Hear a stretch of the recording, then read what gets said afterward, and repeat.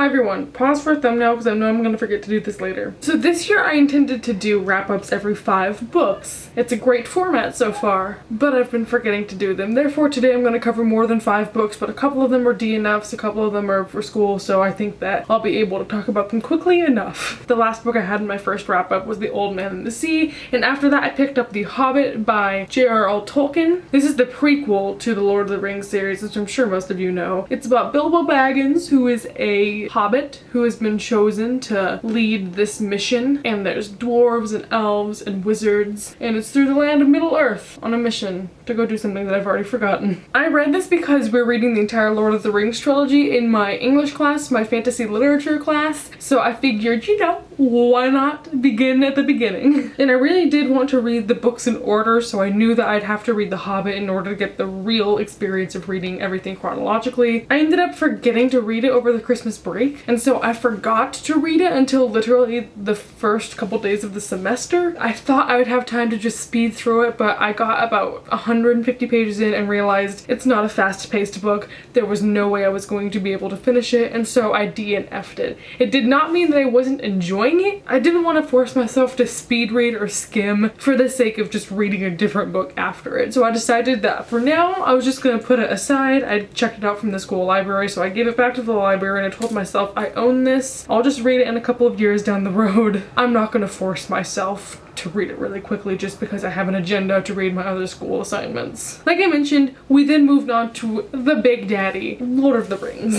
This is an anthology of all of the books. It's 1,000 pages. I'm gonna go ahead and mention this as a whole, even though I read books in between each of these. I read the first half of Fellowship of the Ring, like the actual textual version. I have markup in here, it was really interesting, and I really liked Frodo. Then, the second half of the Fellowship of the Ring, I grew bored. And so what I ended up doing is picking up the audiobooks for these, and I just absorbed them. But the more that the series went on and the less I was retaining, the more and more difficult it became to want to pick this up, just because it got to a point where I was exhausted with this. This is impossible to read. This is like literally maybe 5 to 10 pounds. It hurts. There's no position I can read this in that it's comfortable. Even just like setting it on a table, I hate reading massive books and having to like do this thing where this page has no, it's just unbearable. I really liked the character setup. I liked the world. I wanted to love it. It just has so many names thrown around, and the last half got boring and confusing. And again, when I'm not reading this for class, I would love to revisit it at a slower pace, and so I don't feel so pressured to read it. I ended up giving this 3 stars my first read, and then next we read The Two Towers,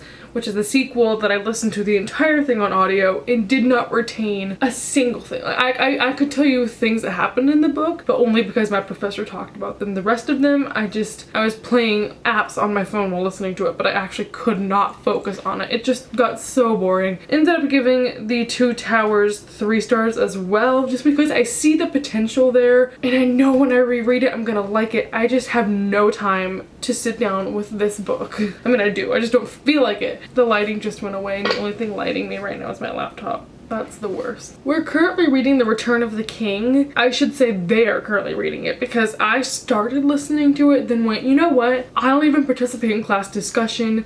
This is over 400 pages of the last book of a series that I haven't even been invested in. I'm just not gonna read it. And I have no remorse over that because the essay I'm writing over this is only about Fellowship. So like, why do I need to read it if my professor just gets off topic and doesn't even discuss it? So yeah, that's me being a bad student. Don't do that. I'm not gonna mark it as read on Goodreads because I think even just rating the second one is a little bit slimy just because I didn't read very much of it. Lord of the Rings, for class, but probably good as movies and as recreational reads. You know what? I feel like I need to move to somewhere where I can have lighting. BRB.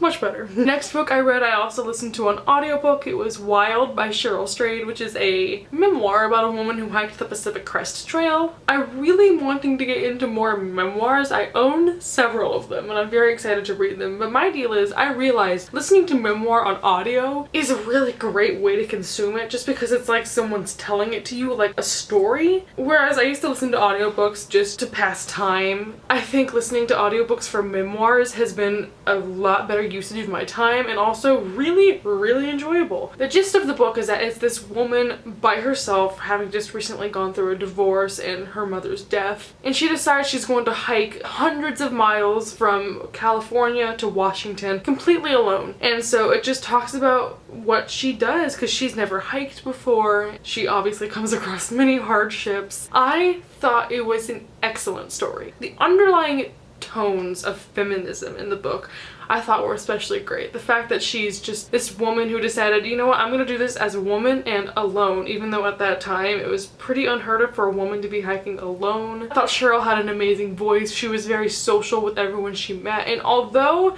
she did a lot of really not cool things in her life that she was trying to escape from, I think that her story was one that was very enjoyable and really made you feel like you were with her on that journey. The one complaint that I had about the book is that I felt the scenes where she was describing her life before she got on the trail were extended for a little bit too long. Although it is an important aspect of her life to establish before talking about why she has to go on this trail that would cleanse herself from it, I felt like it dragged the pace of the story down for maybe the first 150 pages. Sorry, I keep readjusting the camera. I'm trying to like make the lighting perfect. I think I finally got something figured out. That being said, I want to offer a trigger warning for animal cruelty because there is a really graphic scene where she and her brother have to shoot their childhood horse, and as a horse owner and animal lover, it was really disturbing. Especially listening to this on audiobook, I was very affected by it, and it was something I wasn't expecting, and it was kind of alarming. So just a warning for you, if you're not into those scenes, then be cautious for it because there's one near the middle of the book. But yes, I gave this book 4.5 stars. I think it's a really solid memoir. I know there's a movie out for it now, which must mean that it has a lot of really good praise. If you're just getting into memoirs, it's one that I would recommend, even though I haven't really dipped my toes into the water of that genre too much. I did very much enjoy it, and it's going to be one that sticks in my mind for a long time. For my creative writing class, we are reading this flash fiction anthology. Flash fiction, if you didn't know, is a very short story, so all of these short stories are a page to 3 pages, so it goes by really, really quickly, which is why I decided to read it, because hey, if I'm gonna pay for this textbook and we're only gonna read 6 of them, I'm gonna read the whole thing. And then I looked at the rest of the syllabus and realized that we're reading most of these later on in the semester. This was my first experience with flash fiction, and I'm not familiar with it by any means, but I really enjoyed reading them and I really enjoyed writing them. Flash fiction is just a lot more concise and impactful than normal short stories, and even though you have less time to develop a lot of things, it gives you a lot of freedom to make quick twists and to add subtle imagery for you to introduce irony and symbolism in seemingly minor things. And the thing that I really enjoyed about this anthology is that there were ones that I thought were written beautifully but also had this deeper layer to them that was just so surprising to me that could be found in like less than 1,000 words. If you haven't heard of flash fiction and you want to get into it, I would recommend this collection because I enjoyed about half of them, and that's not to say that the other half of them are bad. It's just, for me, a perfect, amazing story collection is that every single story is something that affects me, whereas this one I didn't like maybe a few of them, and then the rest of them felt kind of meh. But I did mark maybe, oh gosh, maybe like 15 out of the who knows how many are in here. So a good chunk of these are ones that I did think were really enjoyable. I think my favorite story from this collection is Baker's Helper by Cynthia Anderson. Overall, I just really enjoyed this. I gave it 4 stars, and if you're looking to get into short stories and you want a place to start, flash fiction is a good way to go because it just goes by so quickly. I probably read this entire thing in like 2 hours. Speaking of short stories that were for class, I finished Interpreter of Maladies by Jhumpa Lahiri. If you remember, I actually read this last semester. I had an Indian African Lit class that we read that for. I told myself I wanted to finish it because, again, I bought the textbook and we only read a couple short stories out of it. Why not just finish the whole thing? But I didn't get the chance to before I had to turn it back in. So I got it from the library here and I finished up the rest of the short stories. These are all set in India, or they're narrated by Indian characters because Jhumpa is Indian American, and her stories focus on stereotypes and immigration and relationships, and they're just so pretty. This won the Pulitzer, so clearly There's some really good writing in here and really good themes and symbolism. I don't have the physical copy of it, so I can't tell you which one was my favorite. I think it's the last one, which I can't remember the title of. Some of them were sad, some of them were happy. It's a really good mix. If once again you would like to get more into short stories, it is one that I would recommend, and it's one that's widely known as well. I don't know why, but this semester you know what? I know why. I felt so dragged down by schoolwork and being busy, and I just decided, you know what? I'm going to read some smutty new adult books because I can. This first one is one that I've owned for a while. It is Wait For You by Jennifer L. Armentrout. This book is about a girl named Avery who is in college, and she meets Cam, her neighbor, and also classmate. And the gist of this is that she has a lot of stuff going on in her back story. There's some stalkerish things happening. She's getting strange phone calls and text messages, and it's just about the relationship between Avery and Cam, because clearly this is new adult. All they do is have sex for 300 pages. I mean, not true, but still worth mentioning. First of all, trigger warning for rape in this book. If that's going to affect you, I'd recommend not picking this up. I knew going into this that I wasn't going to enjoy it a whole bunch, just because Jennifer L. Armentrout and we have a long history, but it hasn't been a pleasant one as of late. I used to be obsessed with her Lux series, and I've read a couple of her other new adult novels, and they're not the best literature on the market. I'm not saying that because I read a Pulitzer Prize winner before I read this. They're fun, lighthearted reads, but the feminist in me notices everything and all the stupid love tropes and the dominant male tropes that I'm just like, ugh. I had a lot of micro issues in this book that were just like usage of problematic words. My main problem is that this book employs a lot of really degrading tropes towards women, such as, but not limited to, the main male character is constantly being like, you're not like other girls. And I know in mainstream media that's a really acceptable thing. For me, it's not. If it's not going to bother you and this is your favorite book, great. I just don't like guys to treat me that way, so I wasn't a fan. A couple more specific things I think that are interesting to note is that every day Cam asks Avery to go out with him as a joke. I know. I just don't think it's cute and funny. If a guy asks me every single day to go on a date with him after I tell him no every single day, that's uncomfortable. And I don't want that. So I just disagree that authors are choosing to normalize behavior like that in new adult books like this. But I think my overall issue with this book is that the message about rape was a little bit sloppily done to me. Clearly rape is a very traumatic event and there's a lot of repercussions that come from it. And I felt like JLA handled this saying that you can just get over it, which is definitely a way to handle it. I'm not one to speak about if or if not that's a healthy way to handle it, but I was disappointed with the fact that no one encouraged her to go to the police, no one encouraged her to have anything done about it, and I think that was wrong. I would have liked to at least have seen some sort of fight for justice and being a role model to other girls rather than just her moving on. But once again, like every other new adult book, the reason that I don't just give them 1 star off the bat is because they're so stupidly addicting. Feel free to come say hi. What are you doing? Wrap up. We got free shakes. It's lit. I gave the book 2.5 stars.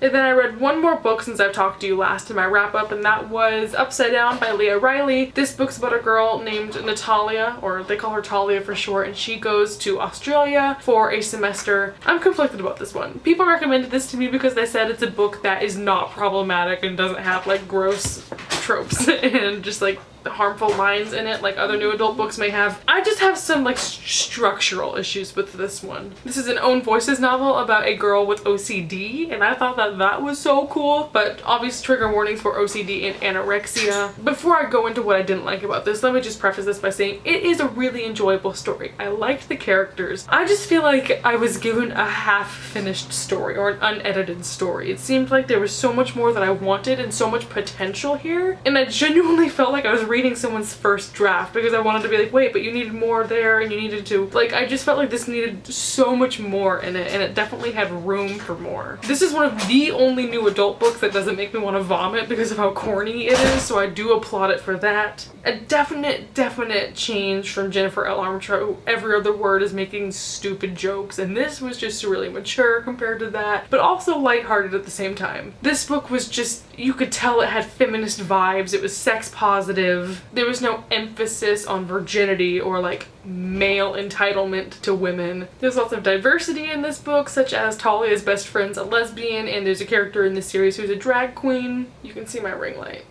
It's not a ring light, it's a makeup mirror. So now for the things that I wasn't quite happy about, which again, these are all like plot structural issues. I was dying for more imagery in this. In the beginning, whenever she flies from California to Australia, there was nothing there. She's literally in California, then chapter 2, Australia. There's no explanation of her travels, and it felt like that whole chunk was just missing, which was awkward. Additionally, for a book about a girl attending school overseas, there was not one scene where she was in class studying, on her way home from class, or doing any schoolwork. Like it made no sense, because I was like, she's there for school, and yet we don't see her at school once. In addition, I felt like this book skipped around a lot to the love interest scenes, so anything that didn't involve Bran, who is the boy she meets in this book, was omitted, and I felt like that was such a cheap move. And because of that, it seemed very insta-lovey, and there was really no clear passage of time, but that could all be fixed by adding stuff in between that wasn't just her and her man making out. I just really wanted to love this, but it felt so incomplete. The scenes between the two characters were really well developed and well done, and I was genuinely